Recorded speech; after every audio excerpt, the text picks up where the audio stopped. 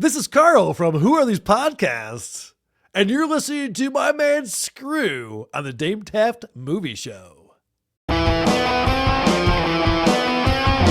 It's the Dame Taft Movie Show, hosted by my nephew, Screw. Thank you, Auntie and Carl. Yes, and please welcome Mr. Favsham. Good afternoon. Let's go to the movies.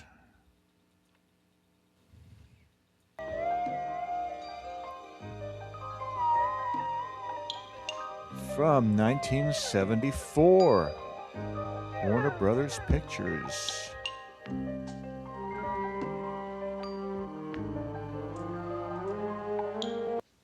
Yakuza. What would you like to tell us about this motion picture? Well, it's set in Japan. No, it's a good thriller, I thought. Robert Mitchum's in it, as we just saw. So, man goes to Japan to help out a friend, and turns into revenge and lost love and a lot of culture, a lot of Japanese culture as well. That sets it up. Let's take a look. There's Brian Keith. You never lost them, did you? No, I never lost them, Tono. I lost the goddamn money. That's what I did. He's the one who puts the story into motion because what he compels his buddy Bob Mitchum to go back to Japan, where he used to live. What was he, like a soldier there? Yeah, during the war. I think it was there during the war and then during the Reconstruction afterwards. I never bought him in the first place. I've been living way over my head for about 2 years. I've heard a good deal about you over the years. Oh, really? Who from? Mako, of course. And the architecture. Take a look at this building, because we're going to see it again in another movie, a similar movie to this, directed by Frankenheimer a few years later. I think you know which one I'm talking about. But we just saw James Shikita. That's his voice. Yep. Good actor. A strange. Great voice. Yeah. What? All right, so Mitchum goes back to help out his pal Brian Keith there with his dirty deeds. He doesn't know that he's lied to him, right? He's lied to him. Yeah. Well, Brian Keith's daughter's been kidnapped in effort to get Keith to pay back the money he stole. And so Bob Mitchum goes back to Japan and rekindles this romance with his war bride there. Or I guess they were never married, right? No, she wouldn't marry him. Did you ask for a plot point that is revealed late in the movie. Yeah. He was just evasive like you. Now, I guess some viewers felt this film was kind of slow, and it is. But as long as you don't go into it thinking, hey, this is an action movie, if you forget about that, and I think you just called it a thriller, that's probably pretty accurate. Yeah, I mean a dramatic thriller. I mean because it's got 4 or 5 set pieces of action in it that are really very well good. done. Yeah. Oh yeah, yeah, well, swords and guns and not the usual stuff either. I mean this was this was just as the kung fu craze was in the American movies was in full gear. Everybody was making them. Everybody made one. Bruce Lee was dead, so everybody was trying to make, around him. So Robert Mitchum is the most obvious replacement. No, he doesn't do any kung fu, but we'll see his style of action coming up here. That's Yakuza. Yakuza? And the great Richard Jordan. He's good in this. He's really good in this. Yeah. I guess just the year before, co-starred with Mitchum in Friends of Eddie Coyle. That's right, the Peter Yates movie. Another good movie. Very good movie, yeah. And here he is. He's like the wide-eyed. He's accompanying Mitchum here, and he's learning about Japanese culture with this chick here, this cute chick who I think was in Midway. Yes. Yeah. Oh, thank you. It was just rattling in my head. I'm like, wait, what was the war movie she? And it was Midway. She was Chuck Heston's daughter-in-law. She was going to be. Yeah, they hadn't married yet, but yeah, that was her part. Yeah. She's better in this film than she was in that one. She's very cute though. So Gangsters it's have a ritual in which they sometimes cut off their little finger. Like this. Sick. It's like old times. Kanpai. so you get all this domestic sweetness here before things turn nasty. Now, as if this movie didn't have enough hot man meat in it, with Bob Mitchum, Richard Jordan, lantern-jawed Brian Keith, and the Japanese fella Takakura Ken will be seen shortly, who's very fit. We get Herb Edelman, ladies. Yeah, Herb Edelman. Woo, woo, woo. Now, he's a sexy, sexy man. Now with his cats. Yeah. Where do these kids today, where do they know him from? Everybody knows Herb Edelman, but where do the kids know him from, do you think? I don't know. I mean, I'm sure he was on TV shows in the 80s, but I gave up in the early 80s watching regular TV. Little John, what a way to grow. Big John, Little John, grew from high to low. Big John found the fountain of youth. He drank a little drink. And that magic water is the thing that made him shrink. Now, even when he's Little John, he never knows just when. Zap, he'll change and rearrange, and he's Big John again. Yeah. Sexy, sexy Herb Edelman from the classic television series. Do you remember that show? Never even heard of it until this very moment. All right. This is one of those shows that was so bad that they put it with Saturday morning cartoons. I remember watching this. Oh, God. Okay. It was always weird when there was a live action show during the Saturday morning cartoon block on one of the channels. Yeah, that was weird. Yeah, remember they had like Shazam and Run Joe Run and stuff like that among the cartoons. It was kind of weird. And I remember watching this dreadful, dreadful show. By the way, that was Cousin Oliver as Little John. Yeah, so he keeps changing age and his clothes come off and stuff. It's exceptional television. Why don't they make them like they used to? Okay. Now, you can't have a Japanese movie without some karaoke.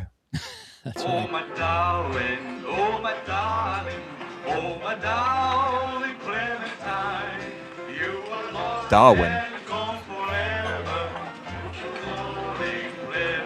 All right, not a good choice for the Japanese singers there. There are too many R's and L's and oh, my darling Clementine. Oh, my darling, oh, my... You poor bastard. Speak normal. Okay.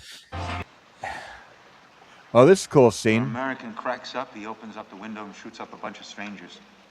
When a Japanese cracks up, he closes the window and kills himself.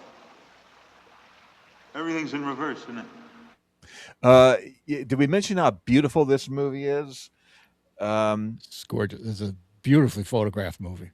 Color, it looks everything. Oh, and I've got it cropped here, unfortunately. But yeah, the beautiful widescreen photography. My introduction to this movie was on VHS, and it was just destroyed. You know, half the image, the whole characters are off screen while they're talking. They couldn't pan and scan this thing. They would have had to squeeze it and make everyone's head longer. So it took me a while to come around to this movie. You know, not till I got to see a proper presentation of it. And I really wish this movie would play great in a theater, man. I wish I'd seen it. Yeah, me too. It's a shame. Cinematography by Kozo Okazaki. Yeah, it doesn't ring a bell with me either. Mostly Japanese movies, but very accomplished. But he did do a little movie you might remember. The Bad News Bears Go to Japan. Huh? I'm sure the cinematography is great. I saw that movie once, and well, let's just say it didn't hold up to the original. I'm sure. I'm not going to spoil. This scene has a nasty ending to it, but I'm not going to spoil it. But we're just looking at some of the beauty. You guys believe in some kind of heaven or hell? No. Here's Takakura Ken. Takakura! Then what is it that you believe in that makes you do it? Giddy. Don't worry about that, Dusty. Good actor. I was listening to Sidney Pollack, the director, who did a really good job in the movie. I got to hand it to him. This is not easy material, and you wouldn't think he'd be the right guy for it. I guess you agree. Yeah. Yeah, I wouldn't think of him as having made this movie. He just came off The Way We Were. That's what I'm saying. Yeah, I think that, this is follow up, and it's you couldn't be more different than The Way We Were. I mean, this is slightly sentimental, but not really. It's more about some regret. It's more about regret than sentiment.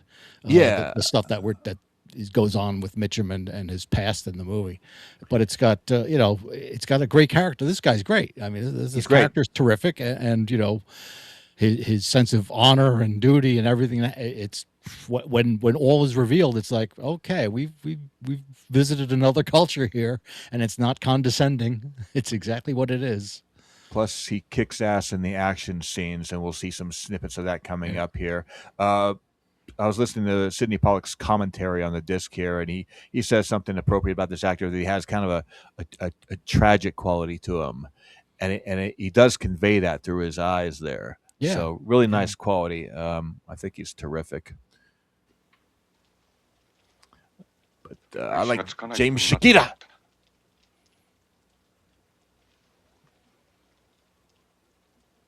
So James Shigeta, the kids know him from The Die Hard. Do you remember the name of the character he played in The Die Hard? Oh man, I want to say Nakatomi, but that's the building. Yeah, that's annoying. okay. I do know his name, but I'm annoyed. I can't think of it. I couldn't either. I'm like, I should know that, because you think it's Nakatomi, but he's not the guy. That's the name of the corporation. But Takagi, I didn't know it. Mr. Takagi. That's it. See, I couldn't even think of it, but you got it, so I give you the credit. He was in Outer Limits. Yeah. And a bunch of stuff. Midway, we were just talking about Midway. Yeah, he was an American-based Japanese actor. Yeah, born in America. Yeah. Great voice. I'm a big fan, so I had to include him in the clips here. That's all. Where can I find Tono? Tono is my responsibility. You told me what to do. I didn't do it. If I had... Please. The question is what to do now.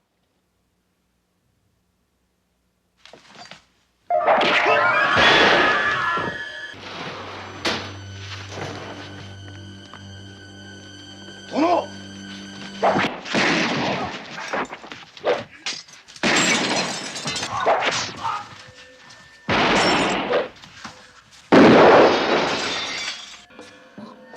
Just disemboweling this sucker. Look at that. Yeah. That's nasty, man. This is an R-rated movie, by the way.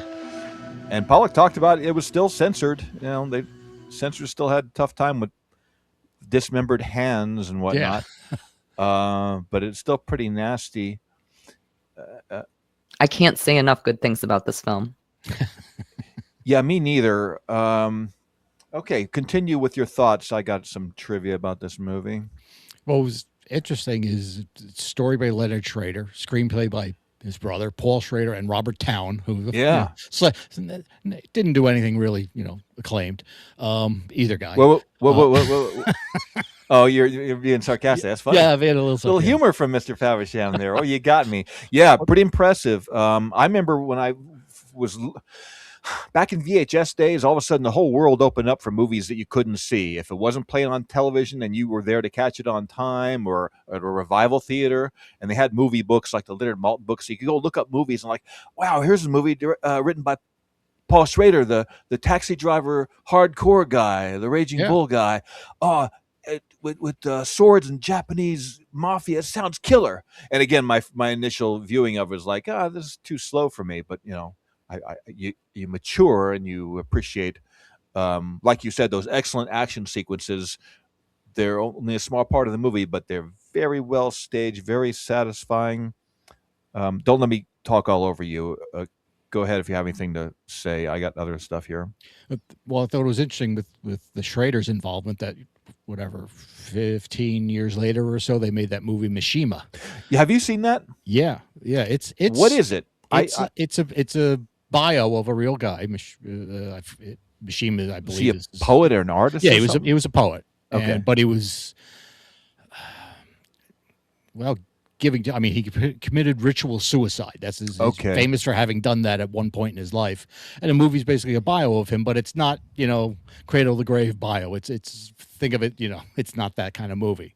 But those two guys did it. They wrote it and Schrader directed it, and it's a Japanese movie though. It very much like the culture of this movie presented. You get a sense of what's going on in that movie. It's not an easy watch, I'll admit that. But it's very interesting to watch because it takes place in the 60s, I believe. I don't remember exactly. But it again gives you another side of Japan, and it's a Japanese picture. But I just think it's fascinating coming from two Americans, Leonard and Paul Schrader. That they knew what they were doing. Yeah, Paul Schrader as a director, very hit and miss, more miss, I think, overall. But yeah, that movie is called Mishima, and do you recommend it? Oh yeah, you should at least watch it. I mean, you may not like Okay. it, but it's beautifully made, and it's got I actually like the Philip Glass music score too, and the acting is terrific. Again, I don't know any of these people in the movie. Yeah. It's a solid picker. Okay. Good. I'm glad you mentioned that. All right. Yeah, the writer's really good. Robert Towne, he was the man in the 70s. Chinatown, Shampoo. A script doctor, uncredited on lots of stuff. I mean, everyone should know who he was. Now, this is one of my favorite genres, which is the Caucasian immersing himself in Japanese culture and mastering it within a couple of weeks, just as good as any samurai. And there's been a lot of films similar to this, and we're going to look at a couple here briefly in the previews. See if he's an American. Yeah, he is. He's 5,000 miles from home, caught in a war between two brothers. In The Challenge. It's the head chairman of the board here. When you go below them, you're looking for... See, that's the building that's in the Yakuza. Yeah. General Motors. Sword's the only thing Hideo wants that he doesn't own.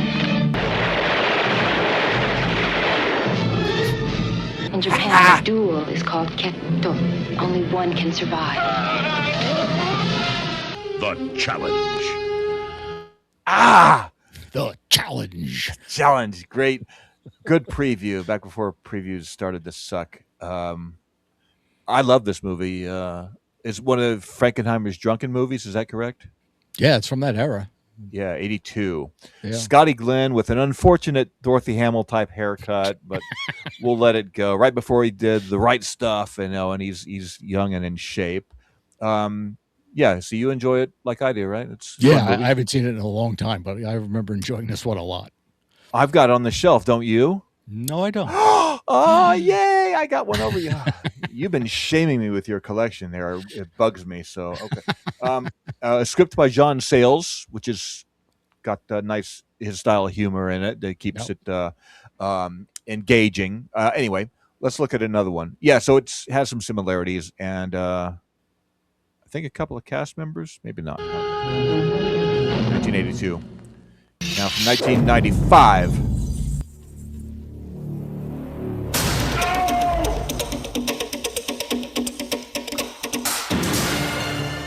You're half dead, then you're the only witness to a murder. Foreigner's alive. Bring me his head.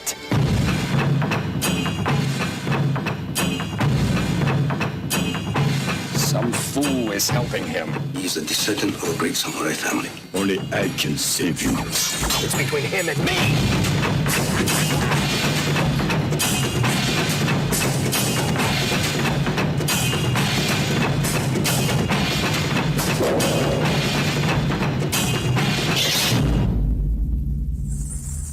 Have you seen it? No, did not see this one. It's good. Is it? Yeah, it's a very good action movie. In fact,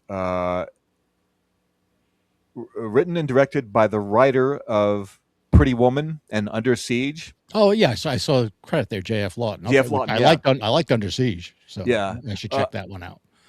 Yeah, and Chris Christophe Lambert, who's kind of goofy, but I still enjoyed him around this time. He's the Highlander. Come on. He's the Highlander guy. He's Tarzan. There's him swinging a sword again, except this time he ain't no immortal. And and again, he's like a businessman. He goes and winds up in this this feud. So again, similar to the other two movies we were talking about, and masters that swordsmanship pretty darn quick because Caucasians are awesome. That's the point these movies get across, and I wholeheartedly agree. And yeah, John Lone is the bad guy. He's okay, but that other guy there, there's this badass kill frenzy on the bullet train, just going from car to car. The guy with the sword defending himself and everything. I recommend The Hunted from 1995. I like Americanized movies like this. And like I said, I like that genre where the white guy goes and kicks samurai's asses.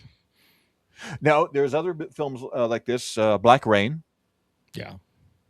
Michael, starring Takakura Ken from the Yakuza. He's the guy Michael Douglas is hanging around with in Japan. Michael Douglas goes over there with his swagger, and he comes to respect their Japanese culture there. Hey, The Last Samurai with Tom Cruise, your boy. Yep, that's next on my list here.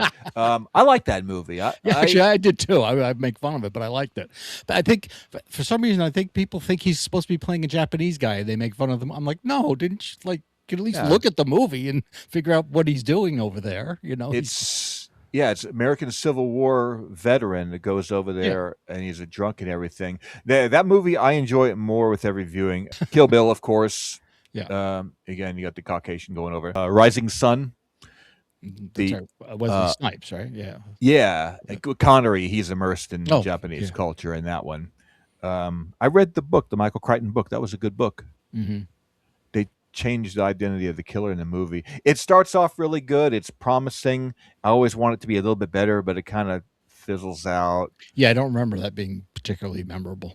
Yeah, it was very well made by Philip Kaufman, who did better movies in the set. Yeah, again, a good director, but not always, the material's not always up to him. So, you know, he's handed it, and even if he wrote it, I mean, you know, he's working on a studio, and you're going to have Wesley Snipes, you're going to have Connery, you know, sorry. I mean, Connery, he probably didn't mind, but Wesley Snipes. Speaking of Connery, You Only Live Twice. That's right. Where they actually make him into a Japanese. He becomes a ninja. I've had arguments with people about that scene, saying they're doing yellowface. I go, no, he's not playing a Japanese person. He's undercover. He's got makeup on because he's trying to disguise himself. I said, you people, I actually said to somebody, you're an idiot. I actually told some guy online who I never met, I said, you're an idiot. You do that a lot. Yeah, I do. Yeah, people are just looking to be offended. What a waste of life, you know. Have a sense of humor. Yeah. Not everything is an attack. Some things just are. And that's the entertainment. Yeah, he's undercover. He said, first, you must become a Japanese. Yeah, I mean, so they tell you exactly what's happening, you know. We're going to color you up, and you're going to stoop. You're going to try to look short, which they put epicanthic folds on his eyes there. Yeah, right. And because you don't want Spectre spies seeing this 6'6" Scotsman over there. It says, no, we got to shrink you down and put a black wig on you and make you Japanese. And of course, they find out anyway. and you have to sleep with many Japanese women. That's how he gets two. Yeah, I've heard the argument that whole set piece in the movie was unnecessary, but I thought it was fun. We both agree. I think we're agreeing too much. This show is becoming like Ebert and Ebert. We need to find more movies. I don't want like fake professional wrestling arguments, but disagreeing with each other stuff is getting boring. Don't you think so? Yeah, you're gonna have to throw something at me that I hate. I'll enjoy that. Or and vice versa. Or vice versa. All right, we'll have something.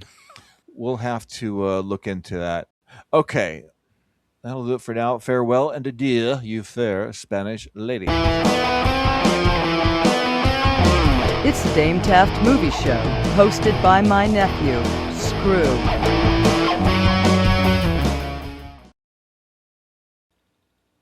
You got 5 movies for me? Yes, I do. Make sure the All right. director's names aren't on the cover again. That Yeah. was funny last week. A Sidney Pollack film. Gee, Yeah. I know this. It's right on the tip of my tongue. Yes. But I was honest about it. Oh, William Fraker, the cinematographer. I have that in my collection as well. Very good. Yeah. Well, wait. We get to talk about the Oh, movies. okay. Yeah, Monty Walsh. It's a good movie, right? That was a dad movie. My dad liked that movie. Yeah. Well, I don't think my dad ever saw it, but yeah, I could see why you would say that. Yeah, it's Mitchell Ryan is in that. Yeah, Jack Palance and Lee Marvin. Again, not an action movie. No, it's another end of the West movie. Guys, you outlived his usefulness, and he's got to find his way. He's got to find a way to go. Just like that Heston movie, Will Penny, which is a terrific picture too. Yes, and that's with a great cast. Those are the kind. I like those kind of I hate that word revisionist westerns, but those kinds of westerns I like. Alternative westerns, especially that's a better word. Especially from that era, I like those movies because you got you got some grizzled veterans in them of westerns, and then you got a popular actor playing the lead, and in this you got Jack Palance, who gives a great performance in this movie. Especially what happened with westerns is he had 15 years of TV westerns, just mining every possible angle of the West every week on TV. And Gunsmoke was still on when these movies were coming out. These later pictures. 20 years. I think it was 20 years. I mean, it's insane. I mean, it's funny. I've watched some of the old black and white westerns on Tubi and the other free channels. Yeah. And those little 30-minute episodes are terrific. I mean, you get Have Gun Will Travel. You've got 26 minutes of story. Steve McQueen. No, that's Wanted Dead or Alive. That's Have which Gun is Will also Travel really good. It's Richard Boone. I haven't seen it as Paladin. Yeah, It's I haven't terrific. seen it. I haven't seen that one. I've seen a couple of Wanted Dead or Alive. But yeah, and like the directors went on to do movies. Like Peckinpah was one of the guys, I think. He was on The Rifleman. He did The Rifleman. Okay, yeah. He wrote and directed a couple of episodes of that, and those are really good too. I mean, for it's a family story, but they're reasonably well integrated in the atmosphere of the Old West. They're not too rough and tumble. They're a little modernized. Yeah. The characters, the hair is longer than they would be and all that, but they.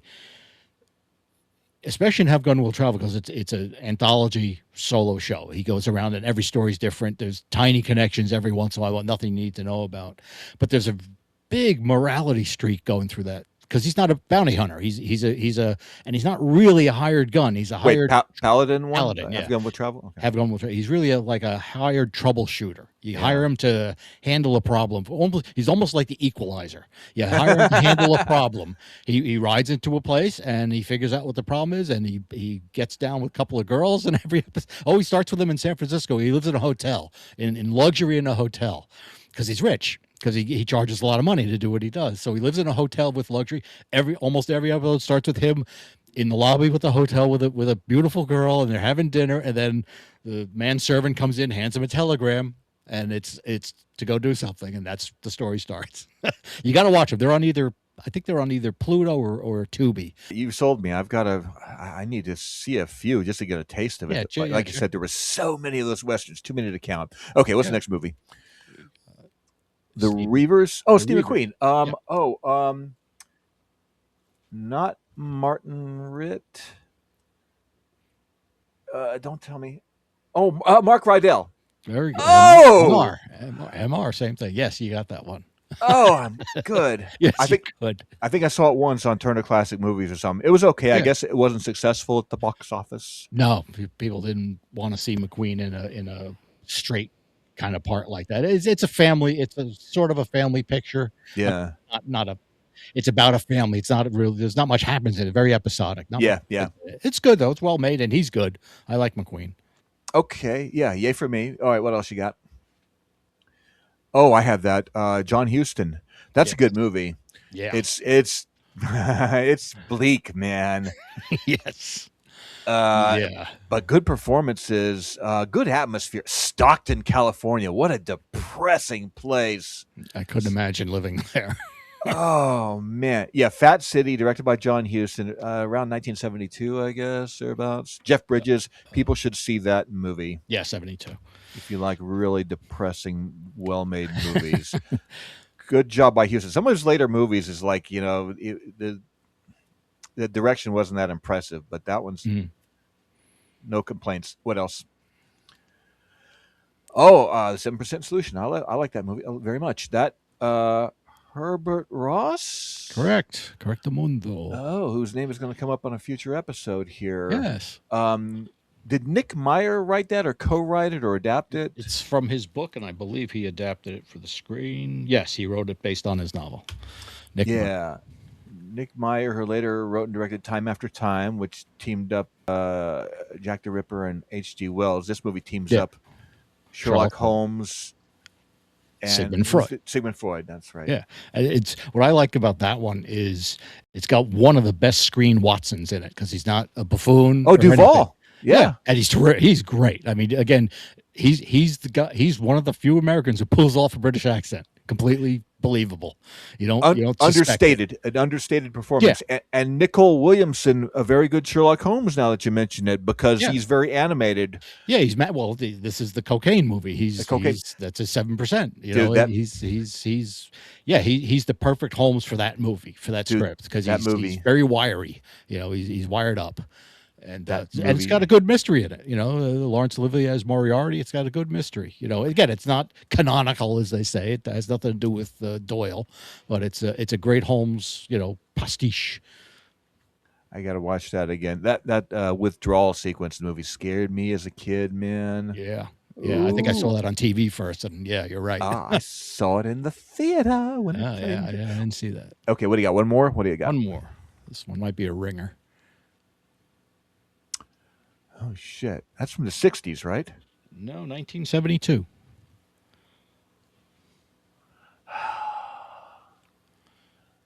I will not get it. I think I've seen part of it on TV. It's from a Thomas Tryon novel.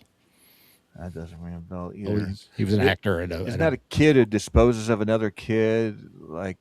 Yeah, well, that's Don't need to go any further. You spoil it, but yeah, it's about it's a haunting movie about a kid, and there's a missing kid, and there's a real kid. There are similar movies to that, if I'm not mistaken, and I think that's where the confusion lies. Yeah, I'm stalling because I will not be able to guess. I might as well take a stab at it. From 72. No one I know. Oh, you got me. What is it? Robert Mulligan. Oh, To Kill a Mockingbird guy. Yeah.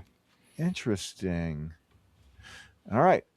Let's wrap this one up. And next week, I'll bring 5 movies for you. Oh, boy. I make no promises.